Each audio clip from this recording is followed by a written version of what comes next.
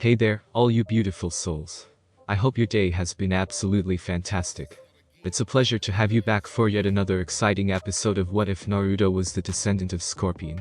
Don't forget to pay a visit to the author of this captivating fanfiction, and show them some love. You'll find the link waiting for you down in the description. If this what if is sparking your curiosity, drop a comment down below and share your thoughts. And while you're at it, don't miss out on exploring the plethora of other intriguing what ifs available on this very channel. Alright, let's not keep you waiting any longer, let's dive right into this thought-provoking video. Icy Cell. Samui vs Frost. An ice-covered fist collided into stomach as Samui bowled over from the solid blow that Frost had just delivered. Samui took 2 steps back and fell to one knee and panted. "Come on," Frost said as her icy blue eyes stared down at the woman. "That can't be all you have, can it?" The battle between Frost and Samui had been pretty even. Mostly due to Samui's due to studying her opponent. She was brash, ill-tempered, arrogant, and crude. But most of all, her skill was not a threat, even with her abilities in using ice. Samui stood tall and rolled her neck with a faint grin. "I could do this all day," Samui answered coolly. Frost's eyebrow quickly rose and fell as a grin formed on her face, and she marched forward and threw a right jab, followed by left one at Samui's head, but the blonde leaned back to avoid both before kicked Frost's knee back, took a left step forward, twisted her body and landed a left elbow to Frost's right cheek, then took a right step forward and landed a right hook.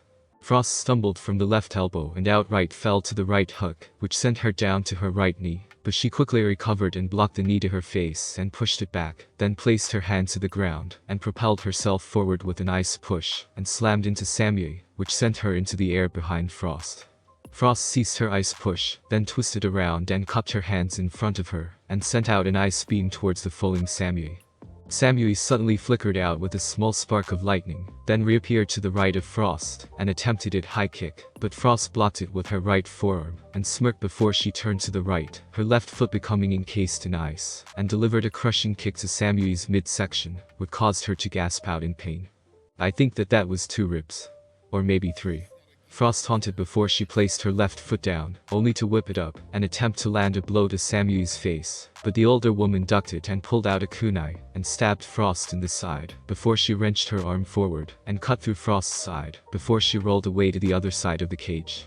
Behind her, Frost fell to the one knee as she held her left side with her hands and began to freeze the wound. "For an older chick, you're tough," Frost panted out.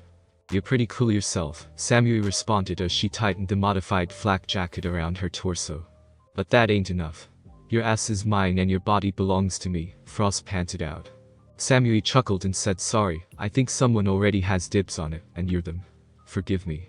Frost chuckled and stood up as she formed an icicle in her hand that was as long as a kodachi.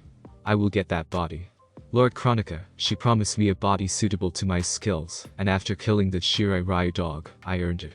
Chronica. Such a cool name, Jonin responded before she stood up as well. "Unfortunately, it's happening. Over your dead body." Frost shouted as she launched the icicle towards Samui, who turned around while also removing her tanto, and launched it towards Frost, and quickly formed 3 hand seals, as she dashed to her. Frost formed an ice kunai and reflected it into the air, but just as she was going to taunt, Samui stabbed her in the gut with her left hand, while her right one was in the air. Haration, lightning style. "Lightning rod," Samui said as a powerful bolt of electricity slammed into her stretched right hand, which traveled through her body, transferring the electricity to the body of Frost, who wailed in agony from the attack. "Your ice is impressive." Unfortunately, Samui removed her hand, grabbed her tanto. "A chunin skill will never triumph against a born and bred jonin. Raiden. Raimei Kakushu, lightning style." Thundering beheading, and with those last words, her in a flash of lightning through Frost's neck, Frost's head tumbled to the ground, and her body fell to the ground. "And that is why I'm the leader," Samui said coolly as she twirled her tanto and sheathed it immediately. She felt a pulse in her chest. "What the?" Samui questioned before another pulse. The world began to grow colder as her began to becoming a chilling blue.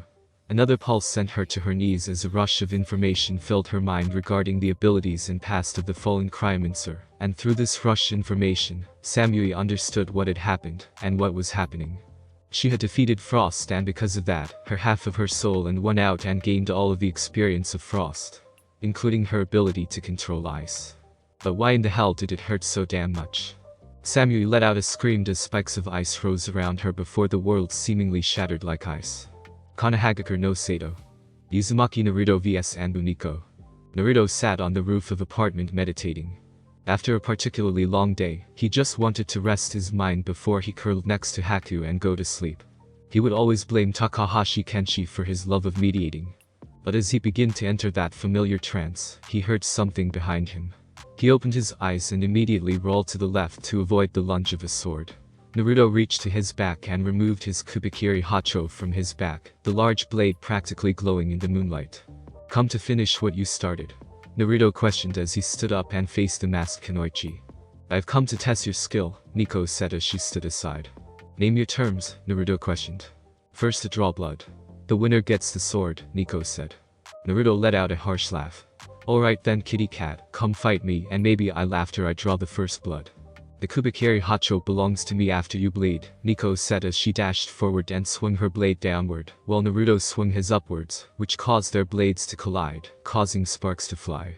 The two broke the clash, and Naruto twisted his body to perform a wide swing to force Nico back, and when she did dash backwards, he stopped and shouted, "Get over here." A hellfire spear shot out from his wrist and nearly stabbed into Nico, but she sliced it off and dashed forward. Naruto stabbed his large blade into the roof to block the lunge of her blade, then leapt up and performed a roundhouse kick to her face, which sent her soaring off of the roof. Naruto yanked up his sword and leapt off the roof after her. Naruto landed on the ground and immediately twisted his body, and blocked the lunge of her sword that was aimed at his head, and pushed her back into a narrow alleyway. Neither of them were going to be able to use their swords here. Naruto stabbed the blade behind him and pulled out two kunai and spun them before a burst of flame covered them both. Nico sheathed her blade and pulled out two kunai of her own, and Naruto quickly advanced and lunged the right kunai at her chest, but she blocked it with her left kunai, and attempted back-to-back lunges at Naruto's head. Naruto leaned back to avoid the first one, then blocked the second one with his own kunai, before stepped forward, and lunged his left kunai at her head, to which Nico blocked it with her arm guard, which caused sparks to fly before she kicked his leg. Naruto's left leg skidded back from the kick, but he retaliated with a whip of his leg, and nailed her in the stomach, before he twisted his body, bent his right leg, then outstretched it to kick Nico's mask, which caused her to stumble back. He then proceeded to use that same leg to attempt to kick to her chest, stomach and shoulder, but she blocked each strike with her forearm, before she twisted her body, and aimed an axe kick to his head, but Naruto used his own forearm to block, then dashed forward and tackled her off her feet, ran through the alley to the other side of his building, and slammed her to the ground. Nico's body immediately changed into a trash can, which he quickly turned around and tossed it at his opponent, only for Nico to slice through it with her sword, but unfortunately for her, a flame-covered fist filled her vision. Nico only had a second to toss her kunai at him, before she punched hard enough to shatter her mask, which sent her skidding back, which revealed her cold brown eyes and admittedly beautiful face. Naruto narrowed his eyes as Nico panted, but then he smirked as blood dripped down her forehead. "I win," Naruto said. "It's a draw," she countered. Naruto tilted his head in confusion before he felt blood fall down his left cheek. She lifted up her kunai, which held his blood on it. "You're good, but not that good," she said with a smirk as she tossed the kunai to the ground and stood upright. "We're far from done, Uzumaki. I will be fighting you again. Anytime, any place," Naruto responded. And for a moment, a faint smile appeared on her face, and Naruto could see a beautiful woman instead of a cold-blooded killer. And with a swirl of leaves, she vanished. I could smell the lust coming off of her. "It seems you did more than match her skill," Naruto Kankayubi said. "HMPH. As I told her. Anytime, any place," Naruto responded before he disappeared with a flourish of hellfire. In the distance, Yuzuki Yugao watched him vanish with a smile. I can't wait to fight you again, Uzumaki Naruto. And next time, maybe I'll put more at stake." Village of Hisako. Samui awoke looking very confused. She was encased in ice. Above her, Aomoi, Kakashi and Guy stood outside of the ice, each of their faces telling her a story of curiosity, concern and confusion in that order. She placed a hand on the ice and it shattered, allowing her to lean up from the bed, and said, "What a cool place." She then looked to Aomoi and said, "How strange. You must be Ku Yang, but you're also Aomoi. And you are only just Samui." Aomoi said. "How? I defeated Frost. I gained everything from her. Her memories, her abilities. But enough about that. This Chronica. We need to stop her." "Who is Chronica?" Kakashi asked. The one who has planned all of this. The one who intends to erase all of us. Samui glanced up at the moon in the sky, and said, and the one who intends on resetting this timeline. Location, Yamanaka Residence. Path, Hyuga Hinata. Thank you for allowing me to stay the night, Ino, Hinata said appreciatively as she laid beside Ino on the blonde girl's bed, her head resting on Ino's left arm. Hey, it's no problem at all, Hinata-chan.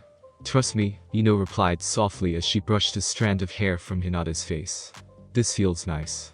A lot nicer than I expected. We should have sleep together before Jade and Katana. Hinata laughed and lazily slapped Ino's stomach, while the other girl laughed as well.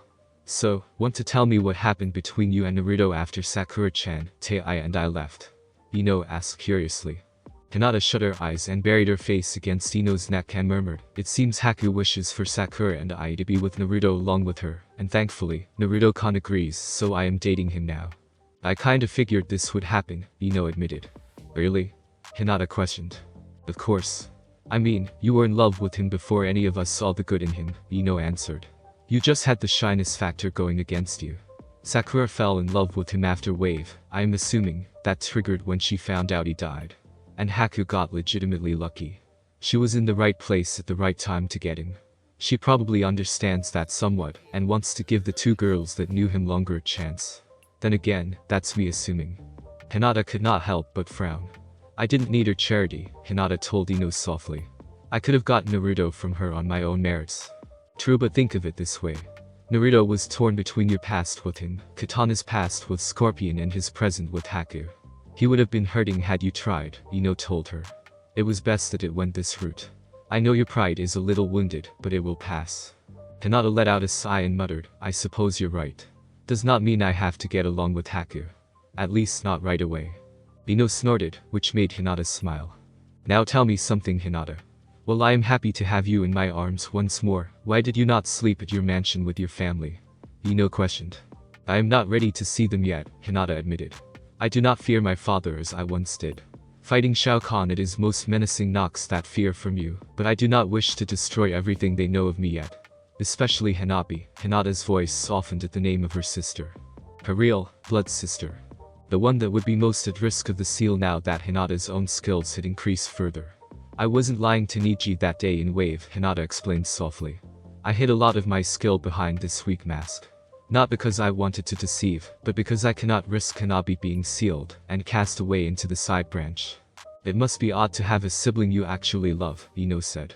Hinata knew who Ino was referring to, and felt an intense anger overwhelm her, but she calmed down. That mockery of her was gone, and there no chance in hell she would be coming back. It is, but it is nice. Hinata replied after a beat of silence. If it was up to me, I would take my father, Niji, and Hanabi and hide them away, while I destroy every bit of the Hyuga Council for the atrocities they committed to the side branch. Our own family. Hinata could not help but allow a few tears to fall from her eyes. She had long hated what the council had done to their family. It was because of that foolish rule that separated brothers and sisters from one another and enslaving them. They were no better than Shao Kahn in that regard. But I know I can't hide from them forever, so that is why tomorrow I'll face them and make them understand who the true Kanem is of the Hyuga clan, Hinata told her with a faint but harsh whisper, her breath shaky. Hinata then felt Ino's smooth hand brush against her cheek to wipe her tears away, which prompted Hinata to open her eyes. Relax, little wing, Ino said, referring to the nickname she had long ago. I can't imagine how it feels, and I know that shit like this isn't easy to go through, but remember, you aren't alone, Ino told her softly. Hinata smiled before Ino leaned down to place a very gentle kiss onto Hinata's forehead, which caused the girl to close her eyes and let out a soft breath. Better, Ino murmured sleepily. Hinata nodded and allowed her eyes to shut. I really missed you, Hinata spoke tenderly. I know I say it often enough, but I can't help but reiterate that fact. I was always here, Hinata, Ino told her truthfully as her voice began to drift off. I like to think that we would have found each other like this all the same without our past lives rushing the process. Rushing the process? Hinata asked, but a soft snore from Ino made Hinata smile. She leaned up and placed a light kiss on Ino's cheek before she nestled closer to the kunoichi and went into a light sleep. She would focus on the Hyuga issue tomorrow, but for now, she would rest with one of the most important people in her past life, and a quickly growing one in this one. Location: outside of Atagakur no Sato. Path: Princess Melina. With a guttural scream, rows and rows of crystals exploded from the ground in a circular motion around Melina's crouched and semi-naked form, her right hand pressed against the ground hard enough to create a crater around it. Ever since her soul was placed within this body, Melina had been hard at work in training it to the standard or skills needed. Because of the lack of targeting genes in her human body, she had to use the innate ability of this body, the ability to create crystals, to make up for what she had lost. Along with her human body, came different challenges. She had hunger, the ravenous hunger for human meat, no doubt from the targeting half of her old body, was no more. She found that out the hard way with an unfortunate soul who tried to force his way with her. It tasted hideous, but Melina stood up and shut her eyes. On her bare body was crystallized armor that covered her breast and crotch, crystal gauntlets on her hand and crystal boots on her feet, and a crystallized mask that had long sharp teeth that harkened to her original mouth, all of which shined in the moonlight. Melina took a deep breath, taking in the sweet scent of the world around her, her hair blowing against the breeze. This world felt so different from what she was used to. There was a peacefulness to it that she had never knew existed.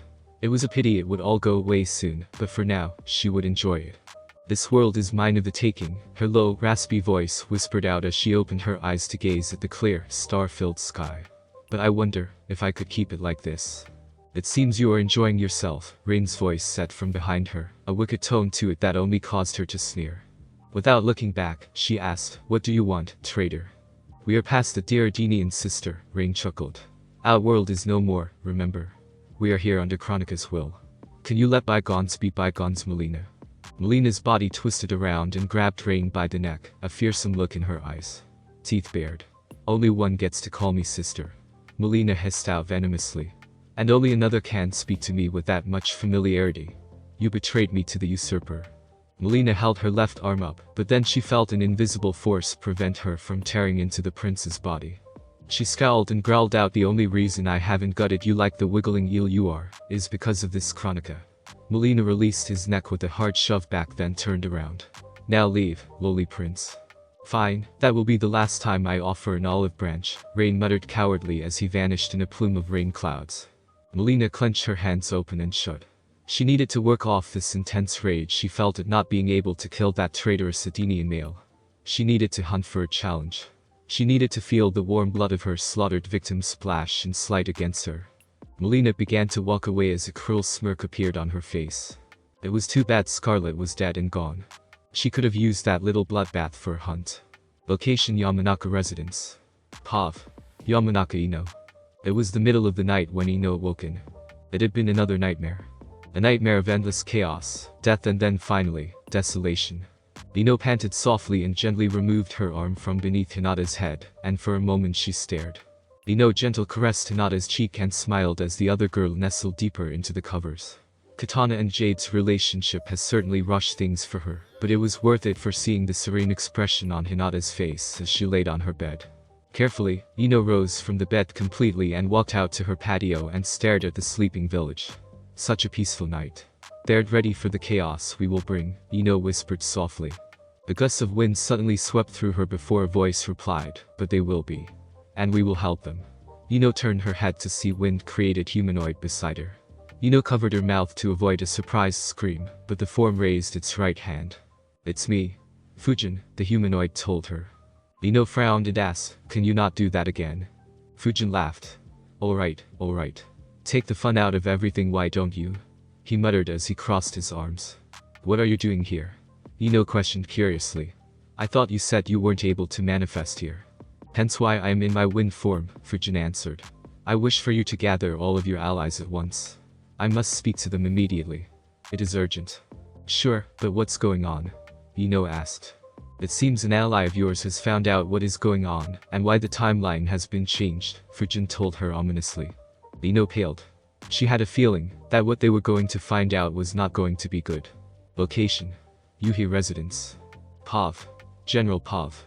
Ino, I hope this is important. Otherwise, I am gutting you like a fish, Haku grumbled out, which made Naruto laugh. It was 3:45 a.m., and an apologetic Ino awakened all of her allies from their deep sleep to have this meeting. "I'll hold her down," Anko added with a yawn. "You both will do no such thing," Hinata said with an irritable tone. "You guys sure are grumpy," Sakura said as she glanced at everyone's sleepy expressions. Not everyone could wake up cheerful like you, Pink Taya said as she placed her feet on the table, her eyes closed. I made some tea for everyone, Kurenai said as she sat down a teapot and platter of cookies. I made sure the cookies were not oatmeal, Kurenai said to Sasuke with a smile. Thank you, Sasuke said as he sipped on the tea and had a cookie. So, what was this meeting about? Anko asked. Well, Ino began. It seems some shit went down with Samui back in Hisako. I guess Frost's soul took her on and lost. Samui gained her memories and powers as a crimemancer. Pity, she had so much potential, Naruto sighed out, with Hinata nodding in agreement. Meh, I hated that bitch, Taya said. I did too. Far too arrogant, Ino said. Plus, she doesn't make it look good like I do. But anyways, Samui found out a lot of information, which is why we are here. Speaking of which, Fujin. Bring your ass. And with a gust of wind, a wind-created humanoid took shape beside Ino. Everyone, this is Fujin, the god of wind. Well, his Earthrealm avatar at least. Thank you, Ino, Fujin told the blonde before he said, hello everyone. The humanoid's head then turned to Kurenai, and with a warm tone, he said, and hello again, Lady Kurenai. Good morning, Fujin-sama, Kurenai said with a bow. Hinata and Ino exchanged a glance when they saw a slight blush on the ruby-eyed woman's face. Fujin then turned to Naruto and said, it has been a long time, Grandmaster Hasashi. Naruto, please, Naruto corrected. And it is good to see the better god. Fujin chuckled and said to Hinata, Princess Katana. I am pleased to see you are well. Hinata is fine, but I do appreciate the sentiment all the same, Hinata replied. Fujin turned to Taya and wordlessly held out his right fist. Taya smirked and placed her fist against his and said, good to you see too, cool breeze. Fujin glanced at Haku and said, Chihiro is chosen. I cannot wait to see you grow. Haku narrowed her eyes thoughtfully at the windy figure. Fujin glanced at Sakura and said, I see a lot of potential in you, Haruno Sakura. I hope to see you blossom to your true skills. Sakura flushed and said, thank you. Fujin then looked to Anko and said, the scent of snakes and blood, but there is goodness within your soul. It is wonderful to see. Well, fuck. Thanks for the compliment, god boy, Anko said. Fujin finally turned to Sasuke and began to chuckle. I see. This should be truly interesting to see play out. I will be watching you with great interest, Ichiha Sasuke. Sasuke tilted his head in confusion. Now that the introductions are complete, I must share what has been learned, Fujin said, his airy tone turning as serious as a raging storm. Thanks to your own Samui, we have discovered a threat bigger than anything we have ever seen. Oh, that's ominous, Taya murmured to Hinata, who nodded in agreement. As Ino has told you all, Samui was able to defeat Frost and gain her skills and memories. Through Frost's memories, we discovered an insidious plot, planned by the Keeper of Time, Architect of the Destiny, and the mother of the Elder God Cetrian, and fallen Elder God Shinnok, the Titanus, Chronica, Fujin began. Chronica, Naruto murmured. Wait, this Chronica is the Keeper of Time? Ino questioned. What about Kairos? She's a time guardian, right? Kairos is a time guardian and fellow god, like Raiden and I, Fujin answered, ignoring the brief looks of anger that Hinata, Ino, and Naruto had at the mention of the fallen thunder god. As a time guardian, Kairos fixes the timeline she is watching over, which is the one we are in now. But this Chronica can control time itself. So it means that whatever Kairos fixes, it's by Chronica's design. So we have a potential enemy in this Kairos? Anko asked. No, other elder gods or gods know about this Chronica, Fujin said. Except for Cetrian and Shinnok, of course, Fujin said. But the thought did not escape me. Well, tell us more, Sasuke said. Let's start at the beginning. Raiden, and I know 3 of you aren't fond of my brother, but I will need to talk about him, so let's end the hostility for now. Same with you, Kage, regarding Liu Kang, Fujin preemptively said to Naruto, Hinata, Taya, and Ino. Raiden received visions of a past timeline where Shao Kahn was able to defeat him during the events of Armageddon. Because of these visions, he sought to change past events, which caused the alternate timeline. Originally, Liu Kang was supposed to defeat Shang Tsung in the first Mortal Kombat tournament, defeat Shao Kahn in the second one, defeat Shao Kahn during his attempt to take over Earthrealm, and then defeat Shinnok. After that, he was to perish to Shang Tsung and Quan Kai, the Deadly Alliance. From there, Raiden would sacrifice himself and Shang Tsung to try and defeat Inaga. Except it failed, and not only did Inaga stand, but Raiden was also corrupted. Tale as old as time, Hinata muttered. With the combined forces of Shujinko and Nightwolf, Inaga was defeated and bound in the Netherrealm. But because of Inaga's awakening, Armageddon was triggered. Every combatant, good, evil and in between, fought to gain power at the top of the pyramid, including the one that was supposed to save all of the realms in Taven. But in the end, Raiden and Shao Kahn stood, and everyone had been slain. Shao Kahn ruins everything, Sakura muttered. Shao Kahn had won, and in desperation, Raiden used the power of his amulet to send his memories back in time. He was never supposed to do this. Kronika had been controlling everything. From what Kronika told Frost when she was recruited, there is a balance between good and evil. Good cannot live without evil, and vice versa. Her goal is to keep the scales balanced forever, Fujin said.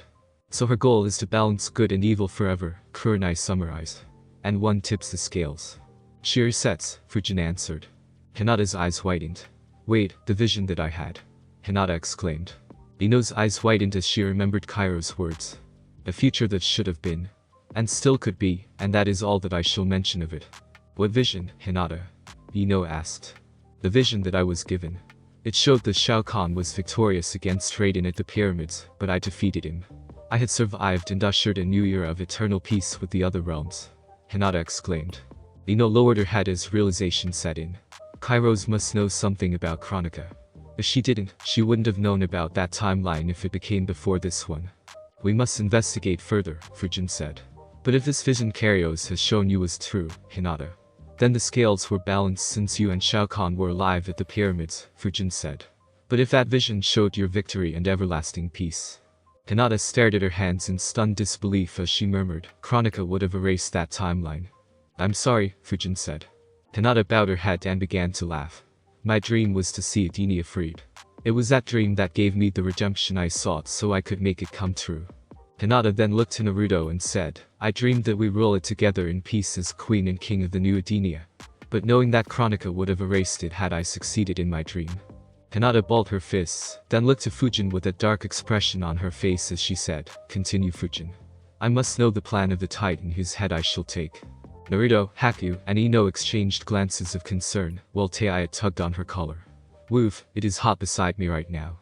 Raiden went back to change the timeline and was successful, but the scales were still even due to Quan Kai and Shinnok. So despite things going awry with Shao Kahn's ultimate defeat and the death of Liu Kang and his allies, Fujin paused, sparring Hinata and Ino a look. Kronika continued. Until Shinnok's defeat at the hands of you, Cassie, Fujin said as he looked at Taiya. Or do you prefer Taiya? Taiya works well for me, cool breeze, Taiya answered. You were never supposed to Shinnok, Taiya. No one was. As mentioned, Kronika planned to keep the forces of good and evil fighting forever, and with you defeating Shinnok, it tilted the scales. Because of this, Kronika's plan to reset the timeline began anew, Fujin told her. Well fuck me, Taiya exclaimed. That's some fucked luck, Anko said. Kid saved the universe but doomed the timeline at the same time. Fucked. So, she approached Liu Kang and told him that Raiden had slain Kung Lao, enticing his anger, and when you, Hinata, disappeared from the Netherrealm, she appeared to Liu Kang again, and stoked his flames until he was driven mad. She gave him her word that if he were to defeat Earthrealm and all of their champions, she would reset the timeline where Raiden would not exist. For his assistance, Liu Kang would be granted a realm of his own, separated from the others, so he would live in peace with those he cares about. And so, he accepted. One by one, Kronika went to her allies, Shang Tsung, Frost, Tanya, Bai Han, and many others, told them her plans and her rewards to them if they were to help. After that, the invasions of all the realms began, Fujin finished. And with that, our deaths and rebirth on this new Earthrealm, Ino finished. So she plans to restart the timeline, Naruto said. And I guess she needs all the realms under control to do it successfully, which is why she waits until the scales are imbalanced. That seems to be the case, Fujin said. And with Earthrealm still somewhat safe, even with the barrier cracked, she has no way to do this yet. But it seems Liu Kang is aware of this damage because the Revenant smoke landed in Earthrealm an hour ago. Smoke? Hinata asked with concern. Yes, and Shino fought and managed to end it in a stalemate, Fujin answered. Smoke. Shino. Will they be alright? Hinata asked. They are receiving help as we speak, Fujin said. But now we know that we are dealing with Kronika and her plan. We must all be careful, for we do not know what happens next. So, our mission seems simple. Defeat Liu Kang and any of Kronika's allies, and then take Kronika herself, Naruto said. That is correct, Fujin said. But there is something I must discuss with you, Hinata and Taiya, Naruto. Fujin's avatar morphed into a portal. All three of you, come with me immediately. We must consult with the elder gods. Unknown location. Pav. Unknown. A figure resembling a human female with piercing blue eyes stood before in her glass. The woman was bald but adorned her scalp with a piece of gold metal. She wore a black, white, and gold dress and matching armor and heels, while parts of her body have a blue, ethereal glow. Interesting, the woman said as she turned around to face a kneeling figure. The kneeling figure resembled a human female, but had dull purple skin, green hair resembling seaweed, and tiny green dots around her, similarly glowing eyes resembling shining stars. Her outfit appears to be a combination of teal crystal, green plant matter, and thin brown cords wrapped around her neck, torso, and waist. There were also chunks of crystal floating behind her head in a rough ring shape. It seems they are aware of now of my presence, Cetrian, the woman said to the kneeling woman. That Fujin is meddlesome, mother, Cetrian said as she stood. Shall I exterminate him? No, the woman said. Let him do what he pleases with those Earthrealmers. We shall continue with our plans. Has Shang Tsung located the crown yet? Not yet, mother, Cetrian replied. Perhaps I should send Jers to Earthrealm and have him located instead, the woman stated. The sooner we have that crown, the sooner we can reset the timeline and rid ourselves of Raiden. And what of Kairos? Cetrian questioned. You know of her plans as well, and have yet decided to act upon them. Kairos believes she has the upper hand in her plans, and I will continue to allow her to believe so, the woman said. But for now, I have a mission for you, my dear daughter. Cetrian nodded. Whatever can be done, I will assist. The woman smiled as an image of Hada Kakashi appeared within the Hergless. Village of Hisako. Pav. Hada Kakashi. Kakashi exhaled a plume of smoke after removing the cigar from his mouth as he sat in Hisako's park, his eye gazing at the clear blue sky. Many people didn't know that Kakashi smoked, and on a typical day, he didn't. He hated the taste of cigars and the smoke. But after the last couple of days that he had endured, he needed this. He needed to blow away the stress he felt and relax before he worried himself to death. Kakashi lifted the cigar back to his unmasked mouth. You could have saved him, you know. You let him die. Kakashi's movements paused as the image of Shao Kahn ripping through Asuma's body as he charged forward with his Rikiri snapped into his mind. Another soul for me to collect. Thank you, Kakashi. How many more will I take by the time this battle is done? Kakashi lowered the cigar from his hand, then tossed it away in disgust. He didn't deserve to relax. Shao Kahn took so many lives because he wasn't strong enough to defeat him. Shino, Kiba and Akamaru, Choji, Kari, Itachi, even Kurenai and Anko, who were brought back to life by the grace of the elder gods, were killed. Somehow, Naruto tapped into the Kyuubi's power and became strong enough to destroy Shao Kahn, free the souls he had taken, and save the world. But it came at the price of Naruto nearly losing his soul to the demon's power. But in saving the world, Naruto's power had broken the barrier that protected their realm. If Kakashi were strong enough, his student wouldn't have had to risk his soul to save them all. Kakashi didn't feel like the invincible shinobi that many claimed he was. Kakashi felt as if he was still a genin during the Third Shinobi War, but instead of being saved by his teacher, he was saved by his teacher's son. He had to get stronger. He had to be the leader that everyone needed. Kakashi looked at his right hand and noticed the dried blood of Shao Kahn, and narrowed his eye in thought. That accursed lightning. You are not that bastard, Raiden. And yet you have his lightning. Kakashi closed his fist and closed his eye. He is the god of thunder. A pathetic one at that. He couldn't defeat me without the help of those sniveling worms. I do not sense his presence here, and yet you have the god-killing lightning he does. After that vision, he was strong enough to defeat Shao Kahn in the brief moments after his awakening. But how could he get that power again? Was this Raiden involved? Did he have to trigger another vision? And if so, how? Excuse me, a gentle voice whispered from behind him. Kakashi swiftly pulled up his mask and turned around to face the voice's owner, only to feel his heart skip a beat. A beautiful, fair-skinned, slender young woman was staring at him, her brown, almost amber, eyes dancing in delight as her abnormally long straight, dull green hair flowed against the breeze. She wore a red, sleeveless top with fur surrounding the top of her chest and below her shoulders. She also wears a green and blue skirt over a striped blue, orange, and yellow skirt, with a pink sash around her waist and black sandals. Her makeup consisted of red lipstick and red eyeshadow, and she had a beauty spot below her right eye. And despite her clothes being dirty, she was breathtaking. Are you a Konoha shinobi? The woman questioned. Kakashi could only stare at her. There was something familiar about this woman, but he couldn't place where he had seen her from. Why yes, I am, Kakashi replied.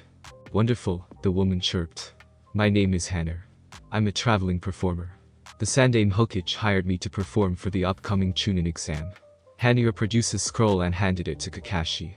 Kakashi took the scroll and unraveled it, and sure enough, it had the Hokage's seal and the Hokage's handwriting in it. He furled the scroll back up and stared at the woman for a moment. He had heard some rumors of a semi-famous singer arriving for the exams, but at the time, he didn't pay any mind to it. Maybe he should have. I see, Kakashi murmured. Unfortunately, my group was attacked by this woman. My bodyguards were able to hold her back long enough so I could flee, Hanner told him. I was going to the mayor's office to hire more bodyguards, but I happened to come across you. Funny how that works, Kakashi dryly replied, trying to steady his heart. Let me guess. You want me and my group to escort you back? If possible, Hanner answered. I have some funds in Konoha. I could pay once I get there. If not, I could try to. Relax, Kakashi told her. I think we can spare some room on the road for one more. Hanner gave him a gentle, relieved smile and said, Thank you so much. I truly appreciate it. Kakashi shrugged, stood up, then said, Don't mention it. I should escort you back to our hotel. You can meet your escorts. Plus, as beautiful as you are quite dirty. Hanner let out a laugh and asked, Didn't anyone ever teach you how to talk to a lady? Yeah, Kakashi replied. She had quite the temper, too, when I didn't take to her teachings. Hanner's laughter died down into a chuckle as she said, I look a fright, I know. A shower would do me some good. Why don't you lead the way? Kakashi nodded, a growing smile on his hidden face. Elder Gods meeting chambers. Pav. General.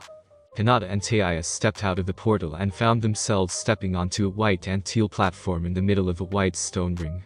In the stone ring that surrounded the platform were 6 oversized stone chairs constructed from the ring itself. Above them sat vibrant and incandescent blue clouds that gave this place a calm and soothing feeling to the 3 visitors, and through those clouds, peaks of the galaxy could be seen.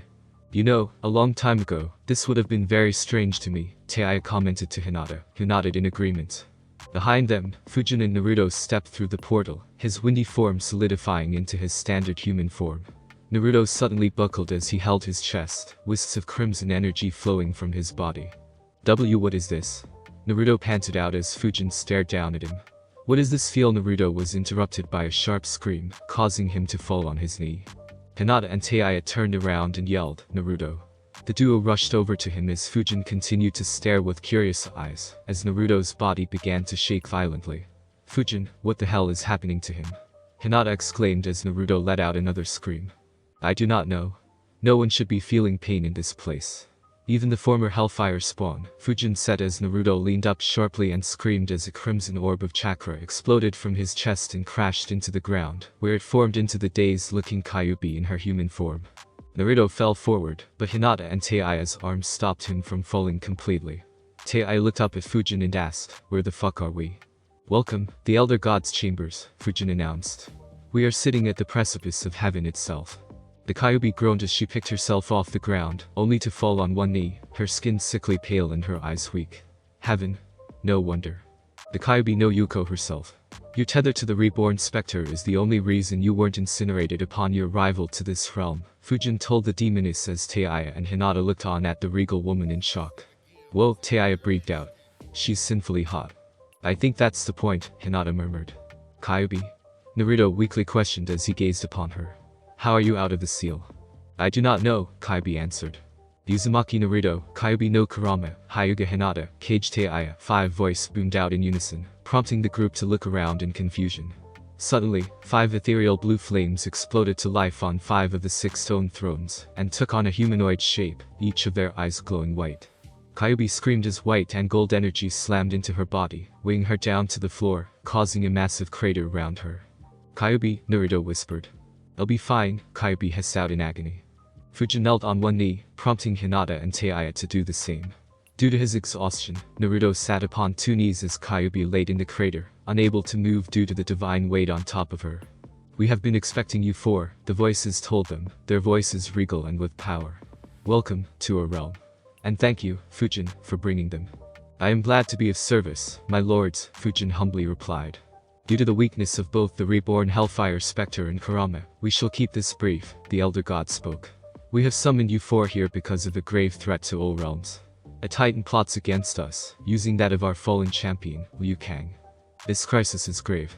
If Kronika succeeds in her conquest, every being will be erased in a temporal Armageddon. Even we elder gods. Our power weakens, the elder gods continued. Had we been at full power, Kurama and her demonic essence would have wiped without a millisecond's thought. Great to know, Kyubi said with a strained and trembling voice. What must we do to avoid this? Fujin asked. Kronika's keep must be found, and Kronika's Hercules must be destroyed, the elder gods answered. Only then will we all be safe.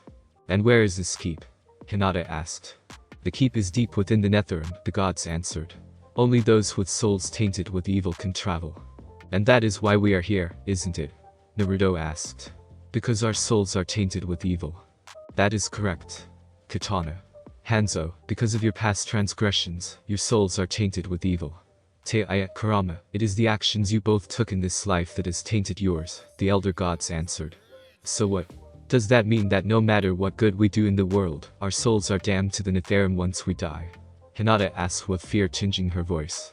You all are superb warriors. Each of you is in control of your own destinies, the gods answered. Was it a yes or no? Because I don't speak cryptic bullshit, Taya spat out. That was a yes, but that is why we have summoned you four here, the elder gods answered. We see the good that you four have done in saving the world against Shao Kahn. It is the reason why those that fought him were granted instant redemption. Forgive my interruption, Hinata said. However, the clan killer, Itachi, was in heaven from what my teacher told us. Surely his soul should have been sent to the Netherrealm for his transgressions. His soul was cleansed enough to wipe away his sins due to assisting in the defeat of Shao Kahn, the elder gods answered. We rewarded all those that fought in that battle purification for saving the realms. Even your souls have brightened considerably for the same reason. For if you all failed, Shao Kahn would have destroyed the barrier the missing thunder god, Raiden, had created. The realms would have been lost almost instantaneously.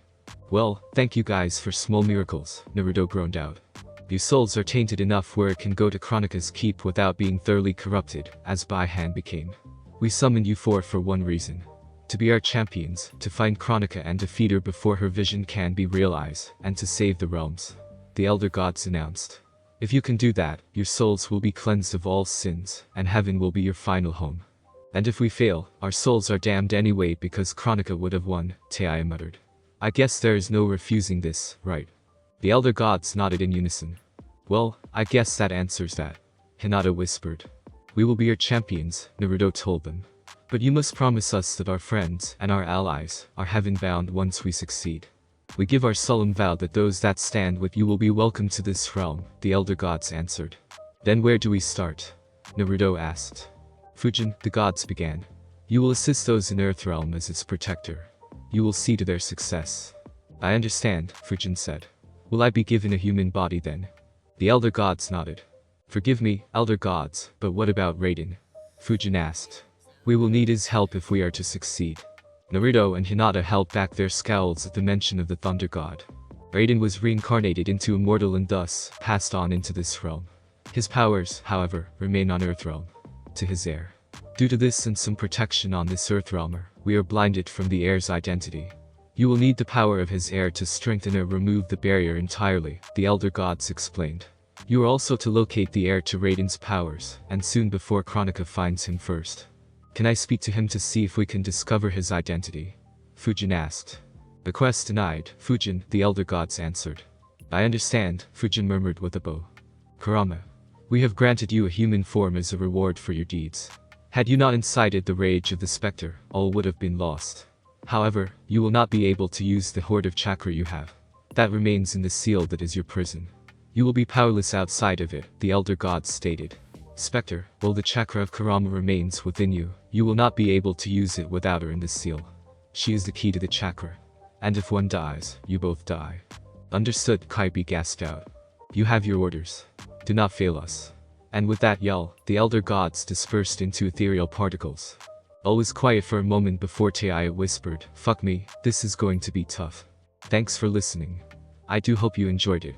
If you want the next part of this video, like, subscribe and comment down below and turn on the bell notification, and also check out other videos that I have created and enjoy. See you in the next video. Peace.